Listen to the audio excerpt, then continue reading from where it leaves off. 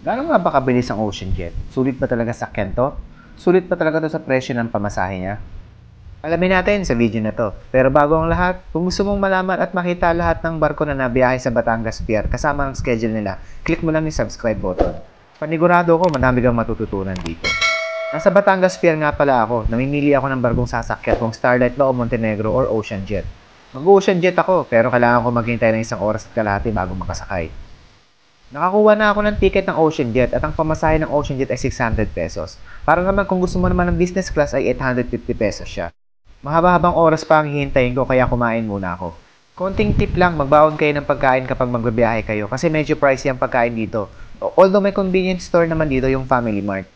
Medyo may kamahalan din ng tubig sa barko, kaya magdala kayo ng lalagyan nyo kasi may malinis naman na tubig na makukuha sa pier at libre ito.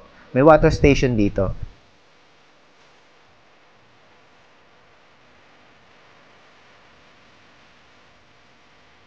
At kung lowbat naman kayo, meron din namang charging station sa my pier. Madaming capacity yung charging niya at libre to.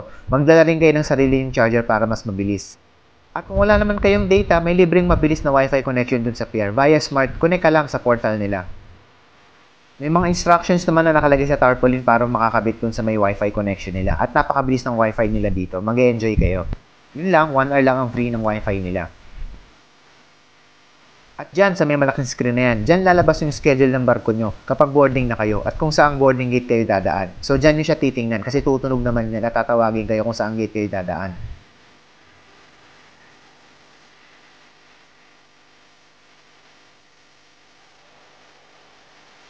Dudumi naman kayo o naiihi, maganda naman ng CR ng Batangas Pier. Kompleto sila, meron silang urinals, lavatory, cubicle at may bidet din lahat ng yan.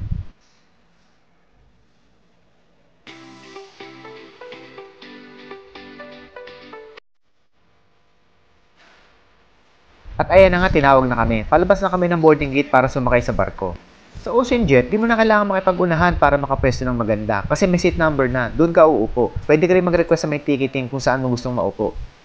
Ayan nga at makulimlim at alam kong napaka-alon ngayon, lalo na sa Isla Verde kasi medyo malakas ang hangin at maulan. Ang Ocean Jet nga pala ay Cebu-based Ocean Fast Ferry. Itong ferry na to is Ocean Jet 3. Ginawa to sa Hong Kong noong 2001, meaning 22 years old na tong vessel na to. At may capacity siya na 287 na pasahero, ganun karami ang kayang isakay nito. Meron ditong high-speed twin engine na nagbibigay ng 28 knots na bilis kumpara sa mga Roro na nasa 15 knots lang, minsan nga 12 pa eh. Kaya napakabilis ng ferry na to, almost 1 hour lang nasa Calapan Pier ka na or Batangas Pier ka na kagad.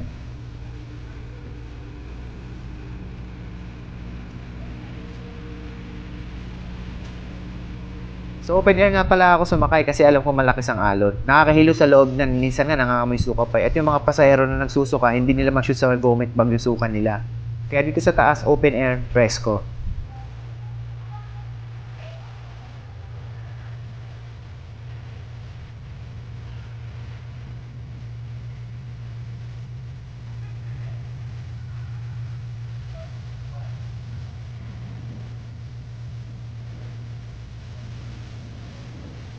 Paalis na kami ng Batangas Pier. Noong unang umalis yung Starlight Annapolis ng 1 p.m. Sumunod naman yung Montenegro Santa Elita ng 2 p.m.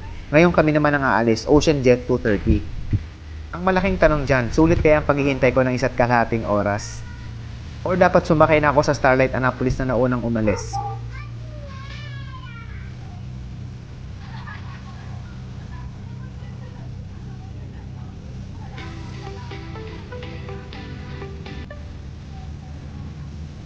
Kung tatanungin niyo naman yung CR ng vessel na to, medyo maliit lang siya. Sa Sancha ko is ano lang to, 1 meter by 1 meter lang yung lapad nito.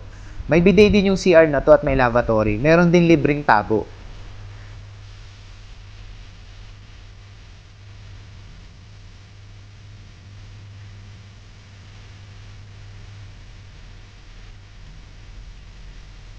At nga pala, yan yung itsura ng aircon accommodation nila. So lalabas tayo sa may bandang likod ng vessel para magpahangin.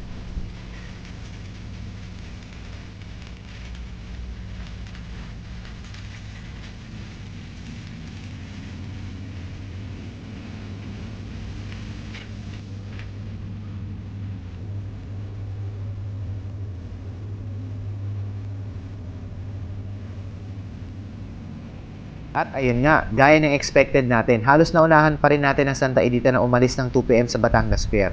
Pero isa lang ang Santa Edita sa pinakamabilis na roro ng Montenegro. Ang Santa Edita ay merong twin sister, yung Santa Brigida.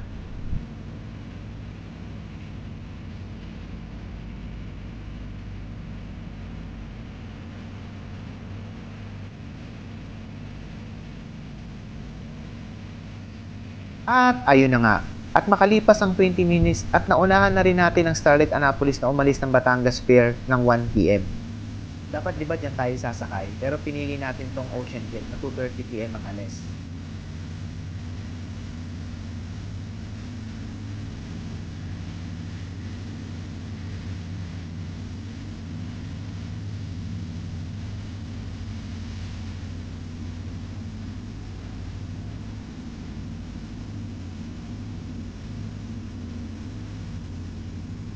So, makalipas ang 10 minuto nakarating na kami sa Calapan Pier at pababa na ng barko.